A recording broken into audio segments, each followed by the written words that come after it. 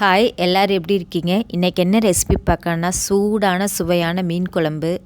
இந்த மீன் குழம்பு எங்கள் வீட்டில் நாங்கள் என்ன ஸ்டைலில் செய்வோமோ அதே ஸ்டைலில் உங்களுக்கு செஞ்சு காட்டியிருக்கேன். நான் வவ்வால் மீன் எடுத்திருக்கேன். எல்லா மீனுக்கும் இந்த ரெசிபியை நீங்கள் ஃபாலோ பண்ணலாம். அப்படியே அந்த சுடு சாதத்தில் மீன் குழம்பை ஊற்றிட்டு ஃபிஷ் ஃப்ரை வச்சுட்டு எடுத்து சாப்பிட்டோன்னு வச்சுக்கோங்க, அதோட டேஸ்ட்டு சொல்லவே முடியாது. அப்பப்பப்பா, அசைவ பிரியராக இருந்தால் 2 நாள் வச்சு சாப்பிடுங்க இந்த மீன் குழம்பு. என்ன பேசிகிட்டே இருக்குன்னு பார்க்குறீங்களா? ரெசிபிக்குள்ளே போல வாங்க. கடாயில் 3 ஸ்பூன் நல்லெண்ணெய் விட்டுட்டு உரித்து வச்ச சின்ன வெங்காயத்தை கூட சேர்த்து நல்லா வதக்குங்க. சின்ன வெங்காயம் தான் இந்த மீன் குழம்போட ஸ்பெஷலே. சின்ன வெங்காயம் இல்லைன்னா நீங்கள் பெரிய வெங்காயம் கூட சேர்த்திக்கங்க. 7 பல் பூண்டும் ஒரு பெரிய துண்டு இஞ்சி சேர்த்து நல்லா வதக்குங்க. 2 மீடியம் சைஸ் தக்காளி கட் பண்ணி உள்ளே சேர்த்திக்கங்க. தக்காளி நீங்கள் பொடி பொடியாக கட் பண்ணணும்னு அவசியம் இல்லை, பெருசாக கட் பண்ணாலே போதும். 2 ஸ்பூன் தனியாத்தூள், 1.5 ஸ்பூன் தனி மிளகாத்தூள், 1 ஸ்பூன் குறுமிளகு, 1 ஸ்பூன் ஜீரகத்தூள், 2 ஸ்பூன் வீட்டில் அரைச்ச குழம்பு மிளகாத்தூள் சேர்த்திட்டு இதை லோ ஃப்ளேமில் வதக்கிட்டு அடுப்பை ஆஃப் பண்ணி ஆற விட்டு நல்லா விழுதாக மையாக அரைச்சி வச்சுக்கலாம். நீங்கள் தனியாத்தூள் சீரகத்தூள் இல்லைன்னா முழு தனியா சீரகத்தை கூட நீங்கள் கூட சேர்த்திக்கலாம். குழம்பு தாளிக்கிறதுக்காக கடாயில் தாராளமாக நல்லெண்ணெய் விட்டுக்கலாம். கடுகு, 1 ஸ்பூன் வெந்தயம் போட்டு அதை பொரிஞ்ச உடனே கட் பண்ணி வச்ச சின்ன வெங்காயம், கருவேப்பிலை சேர்த்து நல்லா வதக்கிக்குங்க.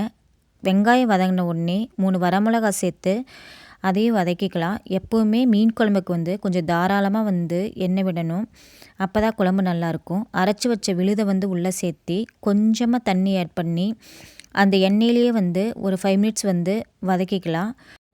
தேவையான அளவுக்கு உப்பு சேர்த்திட்டு ஒரு லெமன் சைஸ் புளியை நான் சுடுதண்ணியில் ஊற வச்சு அதை கரைச்சி வச்சுருக்கேன். அதை உள்ளே சேர்த்திட்டு புளியோட பச்சை வாசம் போகிற அளவுக்கு ஒரு 5 மினிட்ஸ் கொதிக்க விட்டுக்கலாம்.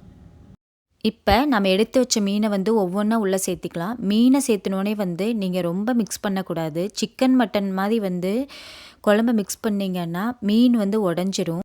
நான் இன்றைக்கி வவ்வால் மீனில் இந்த குழம்பு செஞ்சுருக்கேன். உங்கள்கிட்ட எந்த மீன் இருந்தாலும், நெத்திலி மீனோ இல்லை வஞ்சர மீனோ எந்த மீனாக இருந்துச்சுனாலும் நீங்கள் இந்த மெத்தடில் செஞ்சீங்கன்னா ரொம்பவே குழம்பு நல்லாயிருக்கும்.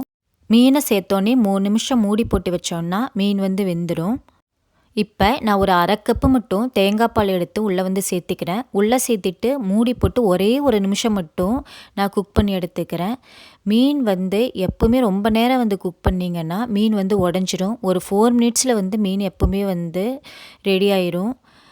மீன் குழம்புக்கு தேங்காய் பால் ஊற்றியும் செய்வாங்க, தேங்காய் பால் இல்லாமல் செய்வாங்க. தேங்காய் பால் ஊற்றி செஞ்சிங்கன்னா அந்த மீன் குழம்பு ரொம்பவே டேஸ்ட்டாக இருக்கும். மீன் குழம்பு கூட ஃபிஷ் ஃப்ரை இல்லைன்னா எப்படி? அதையும் பண்ணியாச்சு. நாங்கள் சாப்பிட போகிறோம். நீங்களும் ட்ரை பண்ணி பார்த்துட்டு கமெண்ட் பண்ணுங்கள். மகி அண்ட் மம்மிக்கு சப்ஸ்கிரைப் பண்ணுங்கள். உங்கள் ஃப்ரெண்ட்ஸ்க்கும் ஷேர் பண்ணுங்கள்.